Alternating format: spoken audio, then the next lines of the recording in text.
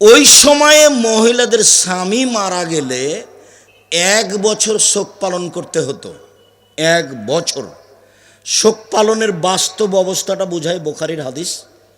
বাড়ির পিছন দিকে একটা কুঁড়ে ঘর করে দিতে হবে। কুঁড়ে ঘর একবারে ও মাথা গুজিয়ে থাকতে পারবে এভাবে, বাড়ির পিছনে দূরে সরে 1 বছর থাকবে। ওর জন্য গায়ে থাকবে ময়লা কাপড় চোপড়, খাওয়ার জন্য থাকবে ছাই তোলা প্লেট, পানির জন্য থাকবে একটা টিনের ময়লাযুক্ত গিলাস। কুষ্ঠ রোগকে যেভাবে বাড়িতে মানুষ পৃথক প্লেটে পাত্রে খাবার দেয় সেভাবে দিতে হবে। ও এখানে আসতে পাবে না, 1 বছর থাকবে ওখানে, 1 বছর। এরপরে পবিত্র হওয়ার কথাটা, এখন 1 বছর হলো স্বামী মারা গেছে, শোক পালন থেকে বিরত হওয়ার কথাটা আরও নোংরা। তবু বলি, যেহেতু বুখারী মুসলিমের হাদিসে আছে, উটের অথবা গাধার গায়ে লজ্জা স্থান ঘষে ঘষে তাকে পবিত্র হতে হবে। এটা হলো জাহেলিয়াতের যুগের স্বামী মারা গেলে 1 বছর শোক পালন করার পদ্ধতি। এখন ওইখানে আল্লাহ নবী বলছেন 4 মাস 10 দিন। তো আল্লাহ নবী বলেননি যে স্বামী মরলে নাক ফুল খুলতে হবে, এই কথা বলেননি। আল্লাহ নবী বলেননি যে গয়না খুলতে হবে গাও থেকে, এটা হলো হিন্দুদের নীতি।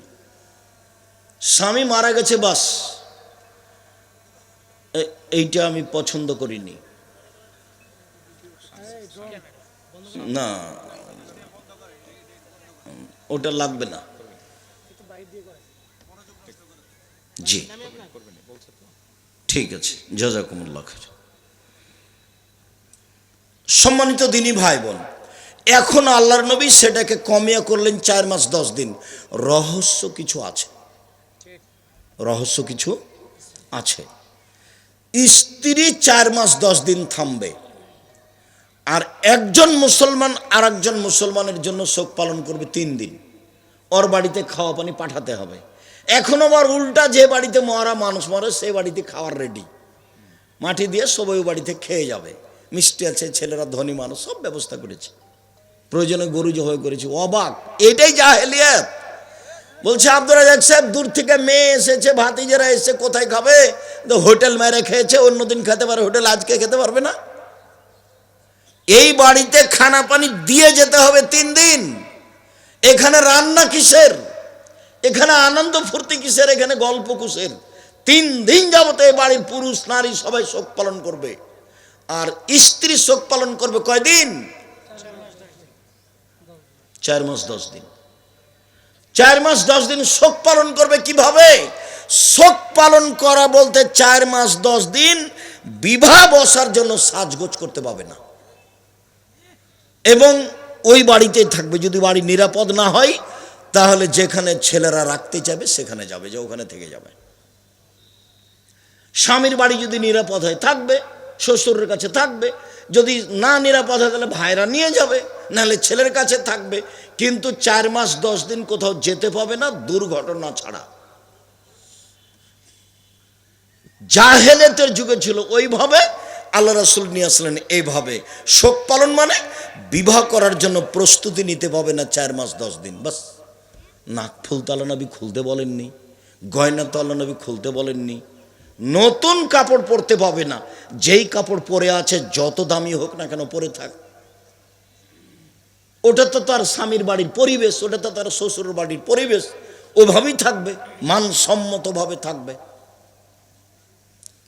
জাহেলিয়াতের যুগে কি করেছিল? ওকে কোথায় থাকতে দিয়েছে? বাড়ির পিছন দিকে। এইটাই ছিল ইহুদিদের মেয়েদের রাখার গতি। এইবার চলেন আল্লাহ তাআলা কি বলছে। আগে আমি মেয়েদেরকে কিভাবে সম্মান দিয়েছে সেটা দেখি, তারপরে দেখি যে স্ত্রীকে আল্লাহ রাসূল কিভাবে সম্মান দিলেন সেটা দেখি, তারপরে কিছু আয়াত মেয়েদেরকে। আবু সাঈদ খুদরি রাদিয়াল্লাহু তাআলা আনহু বলেন, রাসূল সাল্লাল্লাহু আলাইহি সাল্লাম বলেছেন, মান আলা সালাসা বানাতিন, কেউ যদি 3টি মেয়ের লালন পালন করে, ফাযাওয়াজাহুন্না ওয়া আদ্দাবাহুন্না ওয়া আহসানা ইলাইহিন্না, তাকে যদি তার যদি খাওয়ার ব্যবস্থা করে, বিবাহ দেওয়ার ব্যবস্থা করে, শিষ্টাচার শিখিয়ে দেয়, ফালাহুল জান্নাহ, এই পিতা জান্নাতে যাবে। দুই, মান আলা জারিয়াতাইনে, কেউ যদি দুইটা মেয়ের লালন পালন করে, দুইটা মেয়ে, হাত্তা তাবলুগা, মেয়ে দুটি বড় হওয়া পর্যন্ত লালন পালন করলো, বিবাহ দেওয়া পর্যন্ত, ফাজ্জায়াউমাল কিয়ামা হুয়া ওয়া আনা ফিল জান্নাতে হাকাজা, তাহলে মেয়ের পিতা আর আমি বিচারের মাঠে এইভাবে জান্নাতে থাকবো। সুমা আসারা বিস্তাবা বলস্তা, তর্জনী এবং মধ্যম দুটি আঙ্গুলকে জমা করে দেখালেন। পৃথিবীর মানুষ শুনে রেখো, এই আঙ্গুল দুটি যেমন জমা লেগে আছে, যেই পিতা দুইটা মেয়ের লালন পালন করবে, সেই পিতা আর আমি জান্নাতে এভাবে থাকবো। নেন এবার বলেন, এবার ইহুদি কি করেছে, বলেন এবার খ্রিস্টান কি করেছে, বলেন এবার হিন্দুরা কি করছে, বলেন এবার জাহেলিয়াতের যুগ কি করেছে। এমন কোনো আর ইবাদত নাই পৃথিবীতে যার বিনিময়ে জান্নাতের নবীর সাথে এইভাবে থাকা যাবে। তাহাজ্জুদ পড়ে হবে, তবে খুব কঠিন, তবু বলেছে সাথে। দেখেন এক মিনিট, কোরাইব রাদিয়াল্লাহু তাআলা আনহু বলছেন যে আমি তোমার নবী সাল্লাল্লাহু আলাইহি সাল্লাম, একদা আমি রাতে রাসূলের সাথে ছিলাম। আমি রাতে এসার কিছুক্ষণ আগে পরে অজুর পানি আর মেশকটা নিয়ে আসলাম, নিয়ে এসে বললাম আল্লাহর নবী এই দেখেন আপনি নেন অজুর পানি আর মেশক। তো আল্লাহ রাসূল খুশি হয়ে গেছেন, বাহ তুমি তো খুব ভদ্র হুঁশিয়ার ছেলে, বুদ্ধি তো রাখো ভালো, সালমা সেতা, আমি খুব খুশি হয়েছি, তুমি কি নেবে নাও বলো তো, তুমি আমার কাছে কি চাও, তোমার কর্মে আমি খুব খুশি, তুমি কি চাও বলো, কি চাও। তখন সাহাবী বলছেন আসআলুকা মুরাফাকাতাকা ফিল জান্নাহ, জান্নাতে আপনার সাথে থাকতে চাই। আল্লাহ রাসূল কিন্তু বুঝতে পারেননি যে ও কথা বলে, আল্লাহ রাসূল গায়েবের খবর জানেন না, ওর ভিতরে যে এইটা আছে এটা আল্লাহ রাসূল বুঝতে পারেননি। যেমন উনি বলেছেন যে আপনার সাথে জান্নাতে থাকতে চাই, তখন আল্লাহ রাসূল বলছেন আওয়া গায়রা দালিক, না না না না না, এটা নয়, এটা নয়, অন্যটা অন্যটা অন্যটা, অন্য একটা বলো, অন্য একটা বলো। তখন সাহাবী বলছেন হুয়া দাকা, এটাই চাই, এটাই চাই, আপনি বলেছেন আমিও বললাম, জমি জায়গা বাড়ি ঘর টাকা পয়সা চাইনি, আপনার সাথে জান্নাতে থাকতে চাই, ওইটাই চাই। তখন আল্লাহ রাসূল বলছেন তাহলে আইনি বেকাসরাতি সুজুদ, বেশি বেশি সিজদা করে রাতে তাহাজ্জুদ পড়ে আমাকে সাহায্য করো, আমি সাথে নিয়ে থাকতে পারবো না এমনিতে, এরকম কোনো পথ ঘাট নেই। রাতে তাহাজ্জুদ পড়লে, নিয়মিত পড়লে আমার সাথে থাকা সম্ভব হতে পারে। আর এখন বলছেন যে দুইটা মেয়ে বাস নেন। এবার মানে মহিলাদেরকে এবার আল্লাহ রাসূল কোথায় নিয়ে চলে গেলেন, এক খেয়ালে চেয়ে থাকবেন, কথা যেন 19-20 না হয়। আনাস রাদিয়াল্লাহু তাআলা আনহু বলেন রাসূল সাল্লাল্লাহু আলাইহি সাল্লাম বলেছেন মান আলা সালাসা বানাতিন, কেউ যদি 3টা মেয়ের লালন পালন করে, ওই আগে যে হাদিসটা পড়েছিলাম, তো লালন পালন এক, ফা আল্লামাহুন্না, তাকে বিদ্যা শিখিয়ে দিল, যেই বিদ্যাতে হালাল হারাম বুঝতে পারবে সেটার নাম বিদ্যা। কথা বুঝতে পারেননি? যাতে কি বুঝতে পারবে? হালাল হারাম, নিয়ম কানুন, রোজ নামাজ রোজা পেশাব পায়খানা এসব কিছু বুঝতে পারবে। ও আদাবাহুন্না, শিষ্টাচার শিখিয়ে দিল, খালি শিষ্টাচার, যেদিকে যাবেন সেদিকে শিষ্টাচার, যেদিকে যাবেন আল্লাহ রাসূলের মুখ দিয়ে খালি শিষ্টাচার। শিষ্টাচার কি জিনিস? বলে শিষ্টাচার এখন ঘোড়ার ডিম, মানে ঘোড়ার ডিম মানুষে বলে কেউ তো দেখেনি, মানুষে বলে শিষ্টাচার কেউ তো জানে না। শিষ্টাচার কি জিনিস? শিষ্টাচার কি খাওয়ার জিনিস? শিষ্টাচার কি জিনিস? আল্লাহর নবী বলছেন সব নবীর বৈশিষ্ট্য হলো 10টা, সব নবীর অভ্যাস 10টা, সব নবীর স্বভাব 10টা, সব নবীর খাসলাত 10টা। 1, মোচ কেটে ফেলা, 2, দাড়ি বড় করা, 3, মেসক করা, 4 পেশাব পায়খানা করে পানি দিয়ে পবিত্রতা অর্জন করা। সব নবীর নীতি। আগে ঢেল টিস্যু পেপার, পরে পানি, এটা মিথ্যে। পানি দিয়ে পবিত্রতা অর্জন করে হাত মাটিতে মেজে নিতে হবে, এটা বিধান। পানি নেই, ঢেল টিস্যু পেপার, বাস 40 কদম নোংরামি, পায়ের উপরে পা ওঠা, খক খক করে কাশা, একেবারেই অপছন্দ, নোংরা কাজ। এইটা আল্লাহ রাসূল এত বড় অপছন্দ কাজ সমর্থন করবেন না। বলছে যে পেশাব আসে, যে ও তো শয়তানি অসহসা। 40 কদম কেন, 40 ঘন্টা পরে যদি টিস্যু ফেলে তাহলে মনে হবে ইন্নালিল্লাহ, পেশাব আসলো মনে হয়, পেশাব আসলো মনে হয়। ও তো শয়তান তাকে বেকায়দায় ফেলেছে। আল্লাহ রাসূলের পথে আসেন, পেশাব পায়খানা করে পানি দিয়ে পবিত্রতা অর্জন করে হাতটা মেজে নিয়ে অজু করেন, অজু শেষে পানি একটু লজ্জাস্থানে সামনাসামনি ছিটিয়ে দিবেন। এখন যদি মনে বলে যে পেশাব আসলো, এখন শয়তানকে বলবেন, এই পেশাব এসে কাপড় ভিজে যাক তবু অজু করবো না, সর, তোর মুখে লাথি মারি, সর সর সর, আমার কাপড় ভিজে যাক তাতে আসে যায় না, আমি পেশাব আর অজু করবো না। ও যে শয়তান আপনাকে পাগল বানিয়েছে। ও বলছে এই যে আসলো, এই যে আসলো, এই যে আসলো। নারী পুরুষ সব বেকায়দায় ফেলেছে, ভুল পথে গেলে। আচ্ছা, ভুল পথে গেলেন পবিত্রতা অর্জনের জন্য, এইটা তো আপনি এভাবে পবিত্রতা অর্জন করবেন, আপনার স্ত্রীকে অর্জন করতে হবে না? ওই ঢেল নিয়ে 40 কদম হাঁটবে, পায়ের উপরে পা উঠাবে, খক খক করে কাশবে, তখন বলছে সেটা হয় নাকি, মহিলা কেমন কেমন লাগবে। তো মহিলা মানুষ সেটা করলে কেমন কেমন লাগে আপনাকে, তা আপনি যখন করেন তখন মহিলা যদি দেখে তাকে কেমন কেমন লাগে না? তার মানে এটা রাসূলের পদ্ধতি নয়। সব নবীর শিষ্টাচার 10টি, তার একটি হলো পেশাব পায়খানার পরে পানি দিয়ে পবিত্রতা অর্জন করা। তারপরে কাসুল আজফারে, নখ কেটে ফেলা, নখ কেটে ফেলা শিষ্টাচার। মেয়েকে শিষ্টাচার শিখিয়ে দিল।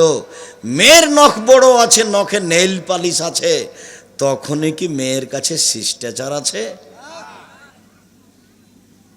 মেয়ের কপালে টিপ দেওয়া আছে। হিন্দু মেয়েকে বিবাহ করার 10টি পদ্ধতি আছে, তার একটি পদ্ধতির নাম রাক্ষসী বিবাহ। মেয়ের বাপ বিবাহ দিবে না, যদি কপালে টিপ দিতে পারে তাহলে বিবাহ হয়ে গেছে। ওইটা এসেছে হিন্দুর পক্ষ থেকে। আমার মেয়ের কপালে টিপ কেন?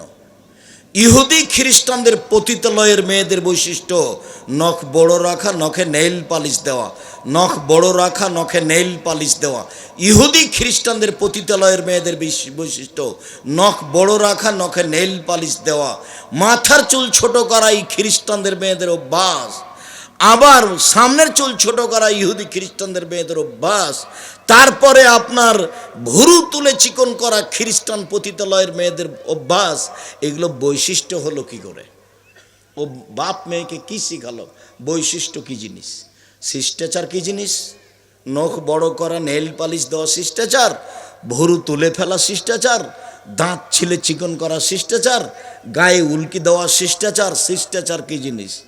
আপনার স্ত্রী আপনার ছেলেকে দুধ খাওয়াচ্ছে, যতবার দুধ খাওয়াবে ততবার বিসমিল্লাহ বলতে হবে, এটা হলো শিষ্টাচার।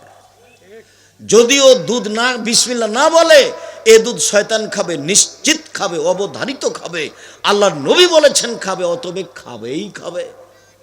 শিষ্টাচার কি জিনিস? আপনার স্ত্রী একটা আয়না কিনেছে, সেটা হলো কাতল মাছ। শিষ্টাচার কি জিনিস? আপনার স্ত্রী একটা প্লেট কিনেছে, সেটা হলো চিংড়ি মাছ। শিষ্টাচার কি জিনিস? আপনার স্ত্রী একটা তরকারি রাখা বাটি কিনেছে, সেটা হলো রুই মাছ। শিষ্টাচার কি জিনিস? আপনি একটা আপনার ছেলের মেয়ের পেশাব পায়খানার একটা পট কিনেছেন, সেটা হলো ঘোড়া। শিষ্টাচার কি জিনিস? আপনার ছেলে উপরে চুল রেখেছে, চতুর্দিক চাঁচা আছে। শিষ্টাচার কি জিনিস? আপনার ছেলে টাকনুর নিচে প্যান্ট পরে আছে। শিষ্টাচার কি জিনিস?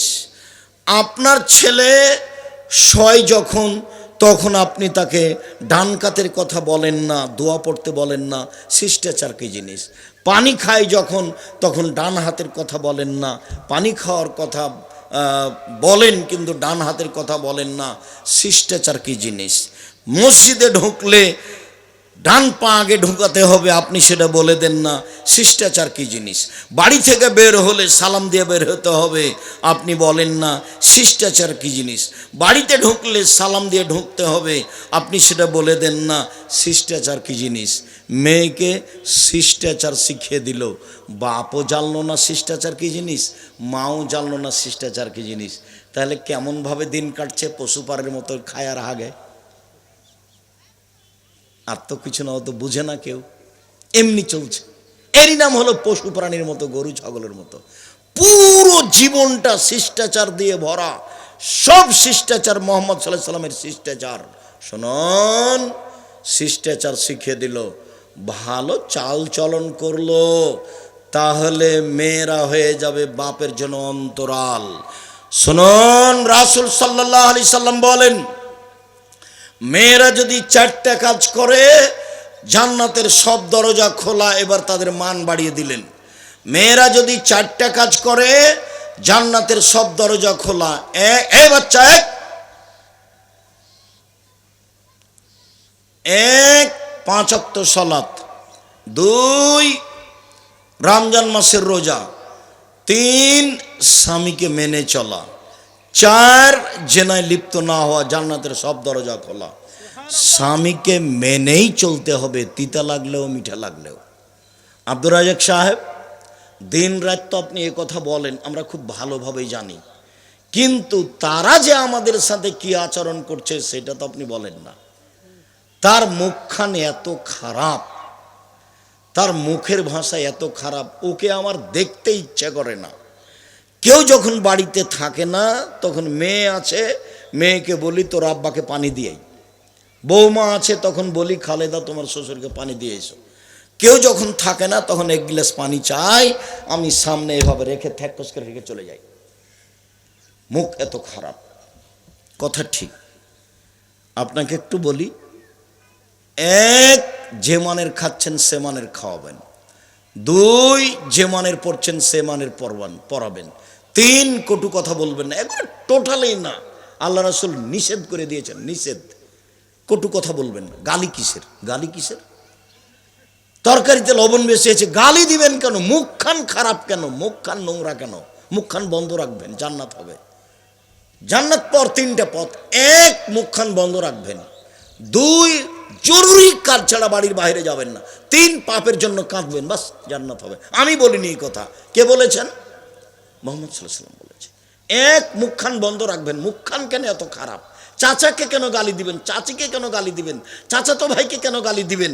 সাইকেলের সাথে আরেকজনের সাইকেল লেগে গেছে, মুখখান কেন তো খারাপ? শিষ্টাচার কেন ভালো নয়? আপনার গাড়িতে লেগে আরেকজন গাড়ির ক্ষতি হয়েছে, মুখখান কেন খারাপ? মুখখান কেন এরকমভাবে ব্যবহার করবেন? আল্লাহর নবী জীবনে কোনোদিন কাউকে কটু কথা বলেননি, জীবনে। জিন্দেগিতে প্রতিশোধ নেবেন না, প্রতিশোধের পাতা ছিঁড়ে দেন। আমাকে যখন কেউ মোবাইলে গালি দিতে দিতে থেমে যাই, তখন আমি আমার পাল্টা রিং দিয়ে বলি, ভাইজান আপনার কি মোবাইলের টাকা শেষ হয়ে গেছে, আরও কি গালি বাকি ছিল? কই দেখি কত গালি দিতে পারে, দেখি। আমি একবারে দেউলিয়া হয়েছি, যা পারো বলে নাও, বলে না, ধুয়ে ছেড়ে দিলে আমি তার নাম নিব না। প্রতিবেশী যদি এইভাবে চাপতে চাপতে চাপতে জমিটা দখল করে নেয়, তো বলবো না এরকম করছেন কেন। অন্যজনকে কোনো সময় দেখতে বলেছি, বলে দেখেন তো ওই যে জমিটা কি শেষে দখলই করে নেবে নাকি। যদি আমার আম্মা জমি জায়গা আমরা দেখি এটা পছন্দ করতেন না। আমার আম্মা বলতেন যে তোর বোনেরা ওরা লেখাপড়া তো তেমন করেনি, ওরাই জমিগুলো দেখুক, চাষ করুক। ঠিক আছে, যেদিন আমার আব্বা মারা গেছে মাটি দিয়ে আগে জমি ভাগ করেছি, আমরা ভাগ করেছি। আমি তো জমি টুকটাক চিনি, আমার ছোট ভাই বরিশাল মডেল কলেজের শিক্ষকও জমি চিনে না, কোনোদিন যায় না আমরা। তো প্রতিবেশীর সাথে 2 কথা করি না কোনো সময়, সম্ভবপর চেষ্টা করি মুখখান বন্ধ রাখা। মানুষ হিসাবে অল্প দিন বাঁচতে এসে আরেকজনকে গালি দিয়ে নিন্দা করে অপমান করে কেন আপনি বাঁচবেন? কঠিন অবস্থা, খুব টিকতে পারবেন না, তাহাজ্জুদ পড়ে টিকতে পারবেন না মুখ খারাপ হলে।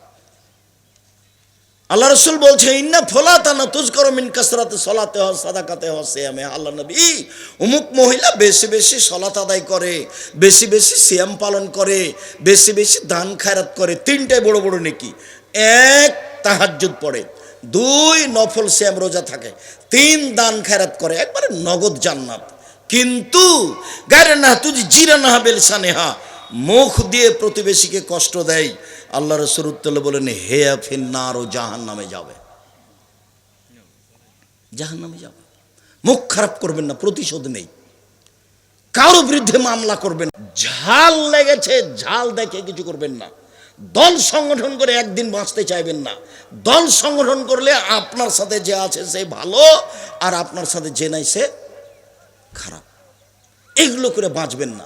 4টা জিনিস মনে রাখবেন: 1 5 ওয়াক্ত সালাত, 2 হালাল রুজি, 3 কোরআন তেলাওয়াত, অন্তত সূরা ইখলাস, 4 আড্ডা পিটবেন না, আড্ডা পিটা চিরদিনের জন্য হারাম। যেখানে 2 জন বসে আছে সেখানে বসবেন না। যদি যান প্রয়োজনে, আসসালামু আলাইকুম আহমদ, তোমার সাথে একটু কথা ছিল ভাই, আচ্ছা ঠিক আছে বলেন, একটু তুমি এদিকে সরে আসো না, তো বললেন 1 মিনিট, আচ্ছা ঠিক আছে, আপনি চলে যাবেন। আসসালামু আলাইকুম দোকানদার, এই ছেলে তোমার কাছে লবণ আছে? জি আছে, 1 কেজি লবণ দাও, মরিচ 250 মরিচ দাও, বাস টাকা দেওয়া হয়েছে, আসসালামু আলাইকুম। 1 মিনিট বসবেন না ওখানে। দোকানে আছে গান বাজনা বাদ্যযন্ত্র, যার বিনিময় হলো মানুষ সর হয়ে যাবে, শুকর হয়ে যাবে। গান বাজনা বাদ্যযন্ত্র খেলতামাশা, এর বিনিময় হলো সন্ধ্যায় ছিল মানুষ, সকালে হবে সোর। একাধিক হাদিস, একাধিক। কেন আপনি ওখানে যাবেন? শিষ্টাচার কি জিনিস? সব সময় শিষ্টাচারে আগে থাকবেন, প্রতিশোধ নিবেন না মানুষের। জমি জায়গা বাড়িঘর করতে কারো সাথে দ্বন্দ্ব করতে যাবেন না, ও যা বলছে সেটা করে ফেলেন। কি করবে? আপনার বাপ মরে গেছে, আপনিও মরবেন। ক্ষমতা দেখে কিছু করবেন না। 1500 বছর পরেও ফেরাউন কি হয়েছে? ডুবে গেছে। 15, 16, 17 বছর পরেও নেত্রীর সময় হলো কয় মিনিট? 45 মিনিট। তো সেইটা দেখে তো কিছু শিক্ষা নিতে হবে আপনাকে। কেন আপনি মানুষের বিরুদ্ধে জেল দিবেন, জরিমানা করবেন? কেন করবেন? আপনি যদি আমার বাড়িতে আমার বিরুদ্ধে কিছু বলে যান, বক্তব্য দেন, আপনার ব্যাপারে আমি কিছু বলবো না।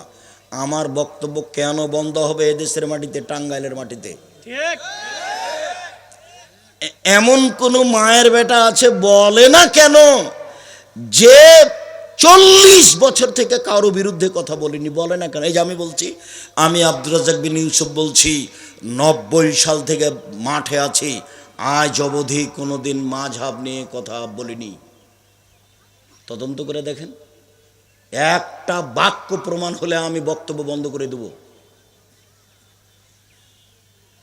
এখন পর্যন্ত আমি সরকার নিয়ে কোনো কথা বলিনি, একটা বাক্য দেখা গেলে আমি বন্ধ করে দেব। আমি বলেছি নির্বাচন পদ্ধতি খ্রিস্টান আব্রাহাম লিঙ্কনের পদ্ধতি। কার পদ্ধতি? খ্রিস্টান আব্রাহাম লিঙ্কনের পদ্ধতি। বিস্তারিত আব্দুল্লাহর বক্তব্যে দেখতে হবে। আমি বলেছি, আমাকে যখন জিজ্ঞাসা করা হয়েছে যে মাযহাব মানা যাবে কিনা সেটা বলেন, তখন আমি বলেছি বিচারের মাঠে যদি ইমাম আবু হানিফা রাহিমাহুল্লাহকে বলেন যে তুমি কি মানুষকে বলেছিলে যে আমাকে মেনে চলো, ইমাম আবু হানিফা রাহিমাহুল্লাহ যদি বিচারের মাঠে বলেন না, তাহলে আপনার কি হবে? ঠিক, আমি এটা উত্তর দিয়েছি। আমি নিজে থেকে বিপদে পড়তে রাজি নই। আমার বক্তব্য বন্ধ হবে কেন? কোন ভিত্তিতে হবে? হবে কেন? আমি তো জাতির ক্ষতি করিনি। জাতির যদি রাস্তাঘাট করে দিতে না পারি, জাতির যদি স্কুল কলেজ করে দিতে না পারি, জাতিকে চূড়ান্ত সঠিক ধর্ম দিতে পারবো ইনশাআল্লাহ। ধর্মের ব্যাপারে জাতিকে ফাঁকি দিয়ে পরকাল হারাতে রাজি নই। 4টে জিনিস আছে যার, সব কিছু আছে তার। 4টে জিনিস আছে যার, সব কিছু আছে তার। ইহকাল আছে তার, পরকাল আছে তার। 1 আলমারাতু সলেহা, ভালো স্ত্রী। দেখবেন কেমন দাম দিচ্ছে আল্লাহ নবী। 2 আল জারু সলে, ভালো প্রতিবেশী। 3 আল মারকাবুল হানি, একটা ভালো গাড়ি, যেই সাইকেলের চাকা পাম ইয়েতে আপনার হয়ে যায় না, চাকা নষ্ট হয় না, যে গরু শুয়ে যায় না, একটা ভালো গাড়ি। 4 প্রশস্ত ঘর। 4টে জিনিস আছে যার, সব কিছু আছে তার। 4টে জিনিস নেই যার, কোনো কিছু নেই তার। রাসূল সাল্লাল্লাহু আলাইহি ওয়াসাল্লাম বলেন, পৃথিবীর মানুষ শুনে রেখো, নবী জান্নাতে যাবেন। ও আমাকে বললেই হতো, ছেলেরা আপনাদের কাছে সাহায্য চাইতে গেছে, প্রোগ্রামের জন্য কি প্রতিষ্ঠানের জন্য আমি জানি না। 5 দিয়ে গেলে আপনি 10টা টাকা ছাড়া থেকে ফেরত দিবেন না। 5 টাকা হোক, কিছুই যদি না থাকে একটা কয়েন তাও দিয়ে দিবেন। মানে আপনার হাতটা যেন দেওয়া থাকে। আল ইয়াদুলিয়া খায়রুম মিন ইয়াদিস সুফলা, দেওয়া হাত ভালো নেওয়া হাতের চেয়ে। বুখারী মুসলিম। বলেন তো কি কথাটা? দেওয়া হাত ভালো নেওয়া হাতের চেয়ে। বুখারী মুসলিম। একটা কয়েন হোক না কেন, 10টা হোক, 10,000 টাকা হোক। টাঙ্গাইল জেলার লোক জামিয়া সালাফিকে ভালোবাসে, এটা আমি বিভিন্ন সময় বুঝতে পেরেছি। যার কারণে আপনাদের সাথে আমার আন্তরিকতার অভাব নেই, আমি আপনাদের কাছে আসতে পারি না, সেটা আমার কারণে নয়। সামাজিক যেটাই কারণ হোক না কেন, সেটা বলে আমি কাউকে খাটো করতে চাই না। তবে আমি জাতিকে কোনোদিন ফাঁকি দিতে চাইনি। শুনুন, আল্লাহ রাসূল বলছেন, আর দুনিয়া কুল্লুহা মাতা ও খায়রু মাতাই দুনিয়াল মারাতু সলেহা, সারা পৃথিবী সম্পদ, সবচেয়ে দামি সম্পদ ভালো নারী। এবার ইহুদিরা বলল মহিলারা হলো ডাইনি, খ্রিস্টানেরা বলল মহিলারা হলো উপভোগের বস্তু, হিন্দুরা বলল ওকে জমি দিতে হবে না, জাহেলিয়াতের যুগ বলল ওকে মাটিতে পুঁতে দে, আর আল্লাহ নবী বলছেন মহিলারা হলো সবচেয়ে দামি বস্তু। তাহলে আল্লাহ রাসূল কিভাবে দাম দিলেন? এবার সিরিয়াল দেখেন। 1, নবীগণ জান্নাতে যাবেন। 2, শহীদেরা জান্নাতে যাবে। 3, সত্যবাদীরা জান্নাতে যাবে। 4, মহিলারা জান্নাতে যাবে। মহিলারা জান্নাতে যাবে এই কথা বলার পরে একটু কথা বলা আছে, এইটুকু না হলে খুব ভালো লাগতো, কিন্তু আল্লাহ নবী বলেছেন। সেটা হলো এই যে স্বামী যদি কোনো সময় অসন্তুষ্ট হয় তো স্বামীর হাত ধরে বলবে, যতক্ষণ পর্যন্ত আপনি খুশি না হবেন ততক্ষণ পর্যন্ত আমি কোনো কিছু খাবো না। এই নারী জান্নাতি নারী। 1, নবীগণ জান্নাতে যাবেন। 2, শহীদেরা জান্নাতে যাবে। 3, সত্যবাদীরা জান্নাতে যাবে। 4, মহিলারা জান্নাতে যাবে। সিরিয়াল এখনো আপনাদের কথা আসেনি, আপনারা সিরিয়ালে পাই না, কোথাও আমি পাই না।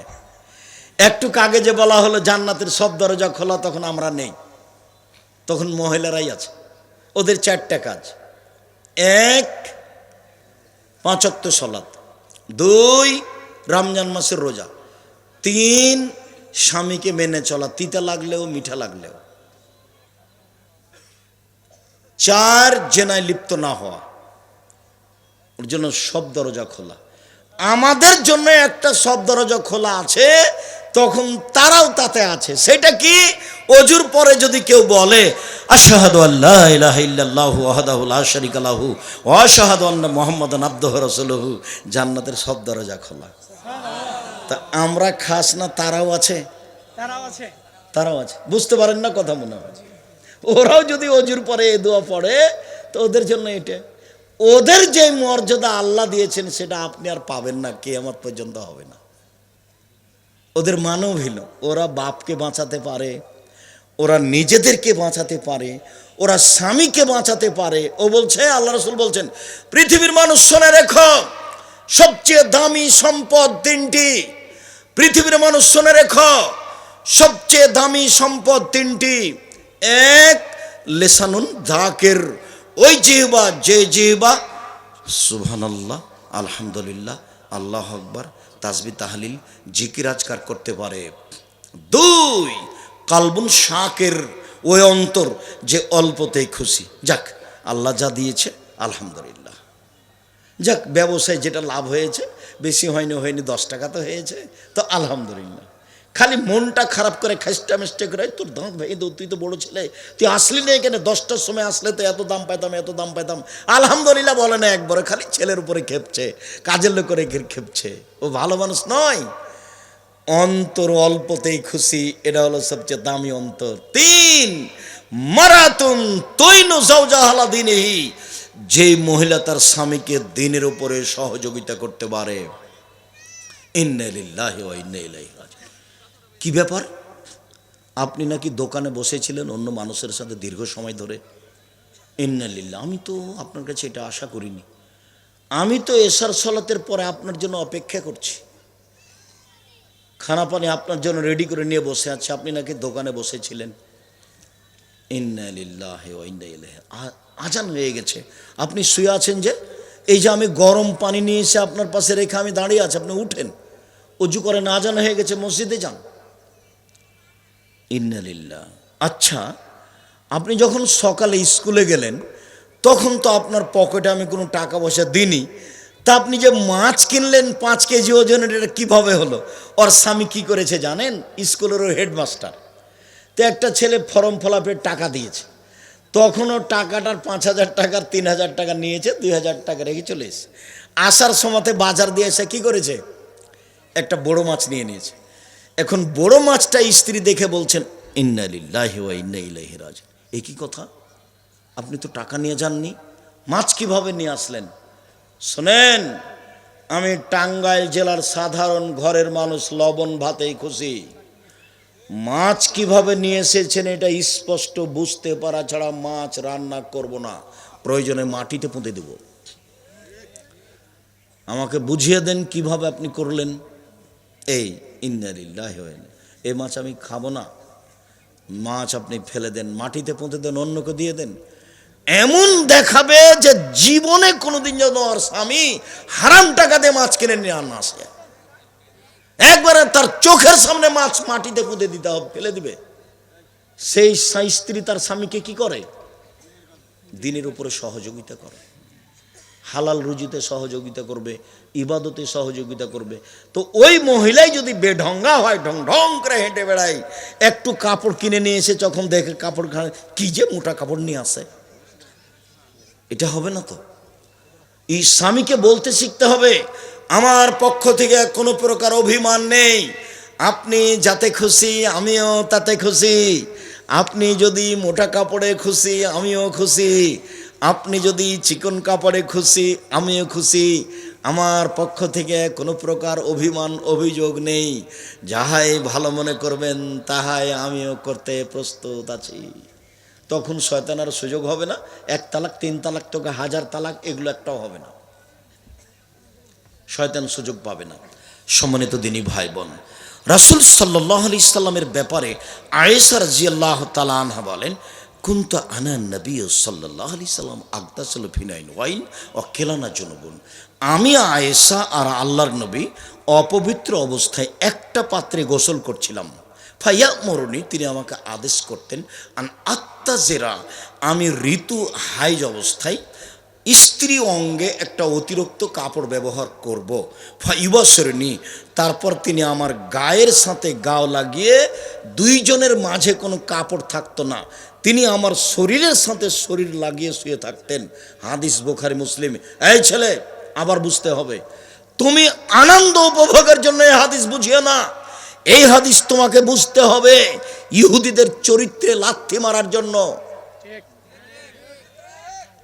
ঋতুবতী হলে তাকে বাইরে রেখে আসে কুঁড়ে ঘরে, যার হাদিসের শব্দ এসেছে হিফস, যাকে ছাইতলা প্লেটে খেতে দিবে, ময়লাযুক্ত গ্লাসের টিনের প্লেটে পানি দিবে, ময়লাযুক্ত কাপড় পরে থাকতে হবে, ও হলো ডাইনি, ও হলো পশু প্রাণী, মানুষ নয়। সেইখানে আয়েশা রাদিয়াল্লাহু তাআলা আনহা বলছেন, আমি ঋতুবতী হলে, আমার হায়েজ হলে আল্লাহর নবী আমাকে স্ত্রী অঙ্গের উপরে অতিরিক্ত কাপড় ব্যবহার করতে বলতেন, তারপরে তিনি আমার গায়ের সাথে গাও লাগিয়ে শুয়ে থাকতেন, উভয়ের মাঝে কোনো কাপড় থাকতো না। এটা কি হাদিস? তো বুখারী মুসলিম। আপনার কাছে কি বিচার আছে? কথার বিচার করতে হবে, কথা বুঝতে পারেননি, কথার তো দাম আছে, কথা তো কাহিনী নয়, কথা তো মুহাম্মদ সাল্লাল্লাহু আলাইহি সাল্লামের কথা। দেখেন আবার বলছেন, ওয়ায়ামুরুনি, তিনি আমাকে আদেশ করতেন, ওই ইখরিজু ইলাইয়া রাসাহু ওয়া মুতাকিফ, রমজান মাসে ইতিকাফ অবস্থায় মাথাটা আমার দিকে ঠেলে দিয়েছে, লিয়াগসিলাহু, যাতে করে আমি মাথাটা ভালো করে ধুয়ে দিই, অনা হাইজ, তখন আমি ঋতুবতী। নেন এবার আরো কথা আছে, এ হাদিসও বুখারী মুসলিম। উনি রমজান মাসে কোথায় আছেন বলেন তো? এতেকাফে আছেন। তিনি বলছেন আল্লাহর নবী এতেকাফে বসে মাথাটা আমার দিকে ঠেলে দিয়েছেন, দিয়ে বলছেন আয়েশা মাথাটা ধুয়ে দাও। তখন আমার ঋতু হয়েছে, তখন আমি হাইজলা মহিলা, ঋতুবতী মহিলা। তিনি বলছেন পৃথিবীর মানুষ শুনে রেখো, স্বামী স্ত্রীর কথা জাতির সামনে দিয়ে চলে গেলাম মুহাম্মাদের চরিত্র দেখানোর জন্য। তিনি বলেন ইন্নান নবী সাল্লাল্লাহু আলাইহি সাল্লাম ইত্তাকাওয়ালা হিজরি, আল্লাহর নবী আমার কোলে উরুর ওপরে মাথা দিয়ে শুয়ে থাকতো না, ইয়াকরাউল কোরআনা, এবং কোরআন মাজিদ পড়তো না, আনা হাইজ, তখন আমি ঋতুবতী। হাদিস বুখারী মুসলিম। আমার উরু রানের উপরে মাথা রেখেছেন বা শুয়ে আছেন বা হেলাম দিয়েছেন, দিয়ে কোরআন মাজিদ পড়ছেন, তখন আমার হাইজ হয়েছে। হাদিস বুখারী মুসলিম। বিবেচনা করেন দেখি, ইহুদিদের সাথে মিলান, খ্রিস্টানের সাথে মিলান, হিন্দুদের সাথে মিলান, জাহেলিয়াতের যুগের সাথে মিলান। মহিলা না হয় বুঝতে পারলো না, বেগম রাখবে না বুঝলো না, সেই জন্য জাতীয় বুঝবে না। জাতি কি পাগল হয়ে গেছে? বুঝেও বুঝে না ওরা, অন্তর আছে বুঝে না, দেখেও দেখে না ওরা, চক্ষু আছে দেখে না, শোনেও শোনে না ওরা, কান আছে শোনে না। উলায়েকা কালা আনাম, তারা পশু প্রাণীর মতো, তারা গরু ছাগলের মতো, তারা কুকুর শৃগালের মতো, বালু মাজাল, বরং তার চেয়ে খারাপ। চোখের দাম আছে, চোখ দিয়ে ভালোভাবে দেখতে হবে। কানের দাম আছে, কান দিয়ে ভালোভাবে শুনতে হবে। অন্তরের দাম আছে, অন্তর দিয়ে বিবেচনা করতে হবে, আকল দিয়ে বিবেচনা করতে হবে জিনিসটা কি। হালকা বুঝতে পারবেন কেন এই নির্যাতন কি, তার প্রতিকার বই দিয়ে, অন্যান্য বইও দেখতে পাবেন। সম্মানিত দিনী ভাই বোন, আয়েশা রাদিয়াল্লাহু তাআলা আনহা বলেন, এবার আবার দেখেন হাদিস বুখারী মুসলিম। আয়েশা নাবেনিল খুমরাতা মিনাল মসজিদ, মসজিদ থেকে জায়নামাজটা দাও তো আয়েশা। তখন আমি বললাম ইন্নি হায়েজ, আমি যে ঋতুবতী, আমার হায়েজ হয়েছে, আমি কি মসজিদে গিয়ে জায়নামাজ নিয়ে এসে দিব?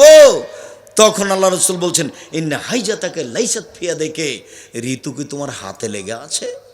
হাইজের রক্ত কি তোমার হাতে লেগে আছে? যাও মসজিদে যাও, যাও নিয়ে আসো, নিয়ে এসে আমাকে জায়নামাজ দাও। বলছেন মহিলাদের মসজিদে যাওয়াই নিষেধ। দেখেন আল্লাহর নবীর আদেশ, এবারে দিনের মতো হয়ে আছে। উপদেশ বইটাতে বিস্তারিত দেওয়া আছে নারীদের মর্যাদা, উপদেশ বইটাতে বিস্তারিত দেওয়া আছে নারীদের মর্যাদা। দেখেন আয়েশা রাদিয়াল্লাহু তাআলা আনহা বলছেন কুনতু আশরাবুল মাআ সুম্মা উনাবিলহু ফায়াজাউ ফাহু ফি মাওজিফিয়া, আমি গিলাসে পানি পান করার পরে রাসূলকে দিতাম, তখন আমি ঋতুবতী, আমার হায়েজ হয়েছে। ফায়াজাউ ফাহু ফি মাওজিফিয়া, তিনি গিলাসের ওখানেই মুখ লাগালেন যেখানে আমি মুখ লাগিয়ে পানি পান করেছি, তখন আমার হায়েজ হয়েছে। মিলান এবার ইহুদিদের সাথে। আমি গিলাসে পানি পান করেছি, কিছু পানি রেখে দিয়েছি, রাসূলের হাতে দিয়েছি। এবার রাসূল কোন জায়গাখানে মুখ লাগিয়েছেন? যেখানে আল্লাহর নবী মুখ লাগিয়ে পানি পান করেছেন, এর নাম ভালোবাসা। আল্লাহ রাসূল বলছে, আল্লাহ বলছেন অমিন আয়াতিহান খালাকালাকুম মিন আনফুসিকুম আজওয়াজান লিতাসকুনু ইলাইহা, পৃথিবীর মানুষ, আমি তোমাদের স্ত্রীদেরকে সৃষ্টি করেছি তোমাদের শান্তি তৃপ্তির জন্য। ওকে কেন ব্যাংকে পাঠালেন বলেন তো? ওকে কেন নির্বাচনে চেয়ারম্যান হতে দিলেন, মেম্বার হতে দিলেন, মন্ত্রী হতে দিলেন? খালি সবাকে বল ভাইয়া আসো, ভাইয়া চা খাও, ভাইয়া, খালি সবাকে ডাকে। এইটা আপনার কাছে কেমনে সহ্য হলো? আত্মমর্যাদা কি জিনিস? আপনার শরীরে কি সবই পুজে, একটুকু রক্ত নেই? ছি ছি ছি ছি ছি ছি, আপনার শরীরে কি সবই পুজে, একটুকুই রক্ত নেই? এক একটু থাকা উচিত রক্ত। আত্মমর্যাদা, মানুষ আত্মমর্যাদা কি জিনিস? ওমর, রাতে আমি জান্নাত দেখছিলাম, স্বপ্নে ঘুরছি, দেখি একটা বিশাল প্রাসাদ, ভিন্ন ধরনের প্রাসাদ, খালি ঝকঝক ঝকঝক করছে, বাহির যে কত সুন্দর। আমার মনটা চাইলো যে আমি এই প্রাসাদের ভিতরে ঢুকবো, ভিতরটা দেখবো। দেখি একটা মহিলা, বৃদ্ধা মহিলা। আমি বললাম এই মহিলা বলতে পারো? বুখারী মুসলিমের হাদিস। এই ঘরটা কার? মহিলা বলছে এটা উমারের। উমার বলার সাথে, উমার শোনো, মহিলা খালি তোমার নাম বলার সাথে সাথে তোমার আত্মমর্যাদা আমার ভিতরে জেগে উঠলো। উমারের ঘরে কেমনে ঢুকি, এত বড় মানুষের ঘরে? না না না না না না, এত বড় মানুষের ঘরে ঢোকা হবে না। উমার, তোমার আত্মমর্যাদাকে হিসাব করে আমি তোমার ঘরে ঢুকিনি। কে বলছেন বলেন তো দেখি? মোহাম্মদ সাল্লাল্লাহু আলাইহি সাল্লাম বলছেন, পৃথিবীর সবচেয়ে দামি মানুষ, জান্নাতের গেটে লেখা আছে যিনি সর্বপ্রথম ঢুকবেন জান্নাতে তিনি হলেন মোহাম্মদ সাল্লাল্লাহু আলাইহি সাল্লাম। যাকে দিয়ে জান্নাত উদ্বোধন হবে তিনি হলেন মোহাম্মদ সাল্লাল্লাহু আলাইহি সাল্লাম। তিনি বলছেন, উমার, তোমার আত্মমর্যাদা এত বেশি, তোমার আত্মমর্যাদাকে খেয়াল করে আমি তোমার ঘরে ঢুকিনি। এত বড় মানুষের ঘরে ঢুকবো কি করে? এর নাম উমার। আত্মমর্যাদার দাম আছে। আত্মমর্যাদা কি জিনিস একটু বলি। রিক্সাতে উঠছিল আপনার স্ত্রী, তো রিক্সার গায়ের সাথে রিক্সাওয়ালার লোকটার সাথে গায়ে ধাক্কা লেগে গেছে, বা আপনার স্ত্রী রিক্সাওয়ালাকে ধরে রিক্সাতে উঠছে, তখন আপনাকে খারাপ লাগলো, ছি ছি ছি, আচ্ছা তুমি এই কাজটা করলে কেন? তুমি আমাকে বলতে পারলে। এই যে আপনাকে খারাপ লাগছে, এর নাম কি? আত্মমর্যাদা। তো এখন আপনি বলছেন, এই তুই রিক্সাওয়ালাকে বললি না কেন যে আমাকে ধরে তুলে দে না, এইটা আপনি বলছেন। তখন আপনি বলেন আপনি কেমন মানুষ? আপনি বলছেন আপনার বউকে যে তুই রিক্সাওয়ালাকে বললি না যে তোকে যেন হাত ধরে উঠিয়ে দেয়।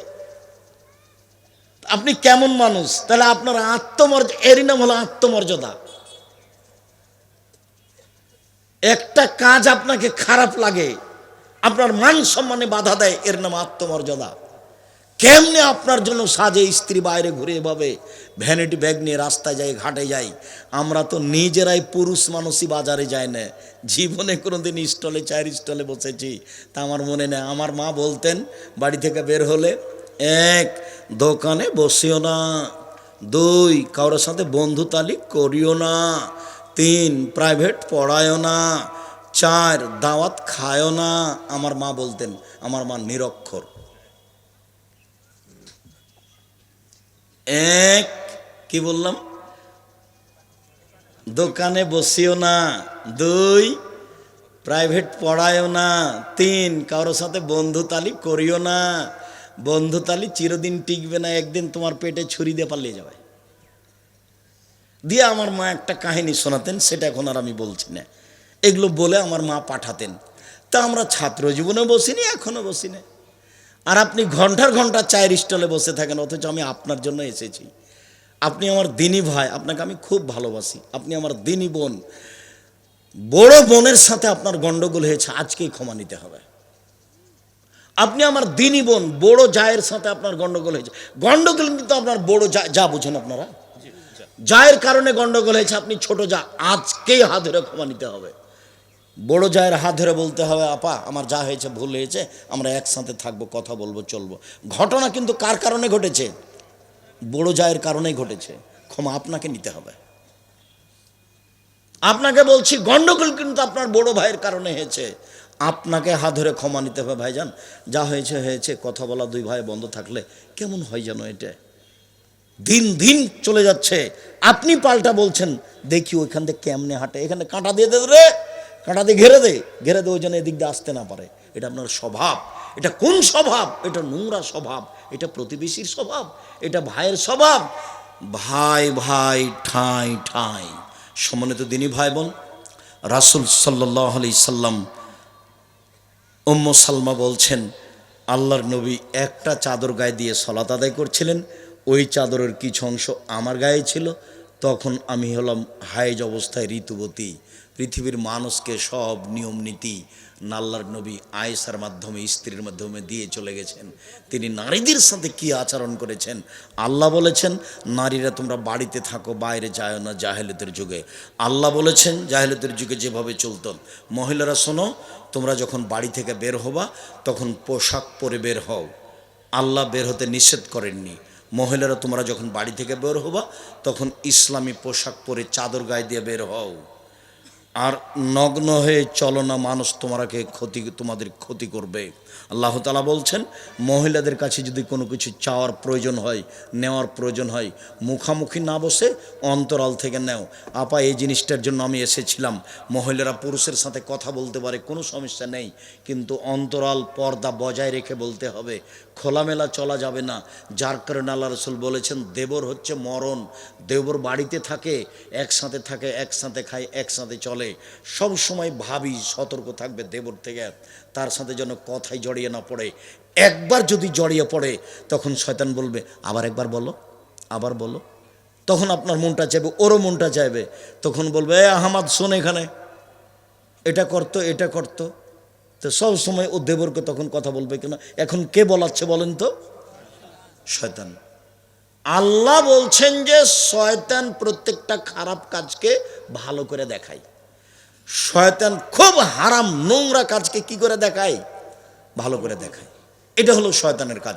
সম্মানিত দিনী ভাই বোন, সময় প্রায় শেষের দিকেই আমরা মনে করছি। অনেক কথা লম্বা হয়ে গেল। মধ্যেখানে যত কথা বলতে চেয়েছিলাম তা হয়তো বলা যায়নি। আপনি আমার দিনী ভাই, আপনি আমার দিনী বোন। আজ থেকে কোনোদিন মানুষের উপরে বিচার করবেন না, বিচার জানাবেন না, মামলা করবেন না, সদাচরণ দেখাবেন। আর ওই বই পুস্তকে এখানে আছে মনে হয়, আমার হাতের ডানে আছে, আবদুল্লাহ লিখা বই আছে মিন্নাতুল বারি বুখারীর ব্যতিক্রম ব্যাখ্যায়। আর এই ফিলিস্তিনির ব্যাপারে আবদুল্লাহর বই আছে। আল্লাহ ইতেসাম পত্রিকা আপনাদের টাকা দিয়ে ছাপানো হয়। এখন সম্পাদকীয় আবদুল্লাহ লিখে 50টা প্রশ্নের উত্তর আছে। সবাই বইগুলো নিয়ে যাবেন, আপনার জন্য নিয়ে আসা হয়েছে। আর আমার দিনী বোনেরা, আপনাদের জন্য আছে কেন এই নির্যাতন, কি তার প্রতিকার। আপনার জন্য আছে সম অধিকার নয় মর্যাদা চাই। আপনাদের জন্য আছে আদর্শ নারী, আদর্শ পরিবার। সকল দিনী ভাই বোনকে আমার হাতের ডান দিক থেকে আপনার বাম দিক থেকে বইগুলি সংগ্রহ করার জন্য অনুরোধ জানাই। আর কয়েকটা জিজ্ঞাসা, মহিলাদের ব্যাপার আর দুটা কথা থেকে গেলো। শ্বশুরের সাথে শাশুড়ির সাথে ভালো আচরণের কথা, তো যাই হোক আবার কোনো দিন হবে, আল্লাহ রহম করো। শ্বশুর শাশুড়িকে বাপ মায়ের মতো দেখতে হবে, তাহলে আল্লাহ বরকত দিবে, শান্তি পাওয়া যাবে, তৃপ্তি পাওয়া যাবে। শ্বশুর শাশুড়িকে ভালোবাসতে হবে, ওদের খারাপ কথা নিয়ে বিচার করতে হবে না।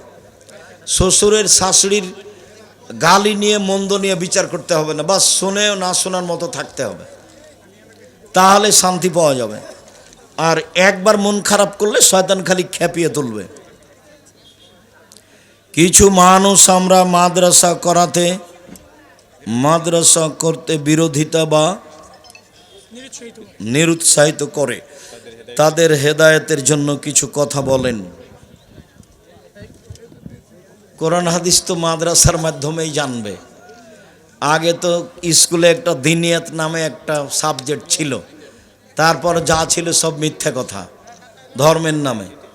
তো মাদ্রাসায় তো শিক্ষার ব্যবস্থা করতে হবে, নইলে তো আপনার ছেলে ওমা তোমার আকাশ আরও কত অন্যায় বলবে, সেটাই ভালো হবে।